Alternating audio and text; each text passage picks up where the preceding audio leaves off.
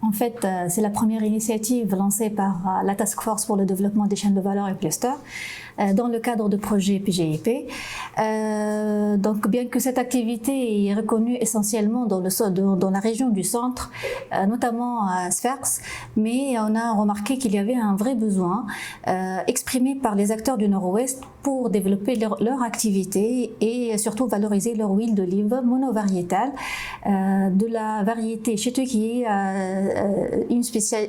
spécifique pour leur région.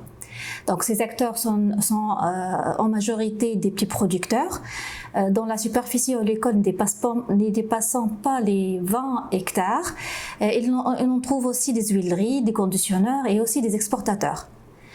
Des réunions, des visites sur terrain ont été organisées avec tous les acteurs publics privés pour bien assimiler les opportunités et les défis du secteur dans la zone. Donc l'analyse stratégique ainsi que la projection à l'international à travers le voyage de référence nous a donc dégagé une option stratégique qui est valable et surtout faisable pour notre cluster. Il s'agit de produire une huile d'olive dite gourmet, de qualité supérieure, elle est unique. C'est un produit à très haute valeur ajoutée et il est dédié pour un marché actuellement en croissance. Il est de l'ordre de 8 à 12% par an. Donc cette huile d'olive est caractérisée par sa saveur unique, généralement triturée à partir des olives récoltées de la première récolte en fait, et dans tout le processus dès la récolte jusqu'à l'exportation obéissent à un traitement très spécifique et rigoureux.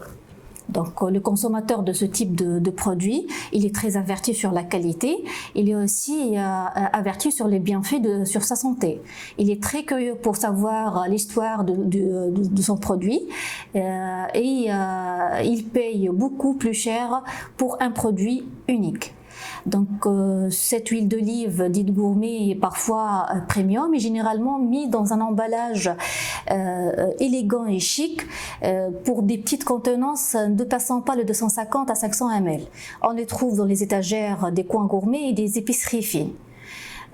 Aussi cette huile d'olive, elle peut être exportée en vrac et dédiée pour surtout les restaurants de luxe. Le prix d'un litre de cette huile, il peut atteindre 10 fois plus cher qu'un litre d'huile d'olive vierge extra. En application de stratégie, un plan d'investissement et d'affaires et un livre blanc des réformes réglementaires ont été élaborés par la Task Force. On cite essentiellement les actions suivantes. Donc, il s'agit de la mise en place des services pour assurer la récolte, la production et l'exportation d'une huile d'olive gourmet, selon un cahier de charge spécifique, comme une autre action, amélioration de la productivité des oliviers pour garantir une productivité stable annuellement. Comme troisième action, élaboration d'une carte de maturité des olives à travers le développement d'une application téléphonique accessible à tous les producteurs pour s'informer sur le stade optimal de maturité pour la récolte précoce dédiée à la production d'huile d'olive gourmet. En dernier lieu, on trouve l'action de l'assistant des exportateurs pour l'identification des marchés gourmets à travers les brokers et les courtiers. Ainsi, on a un plan de réforme a été élaboré par la Task Force. Il s'agit des textes et des textes réglementaires autour de la production, la transformation et la commercialisation qui entravent le processus de fabrication et d'exportation de cette huile dite gourmet. Et merci.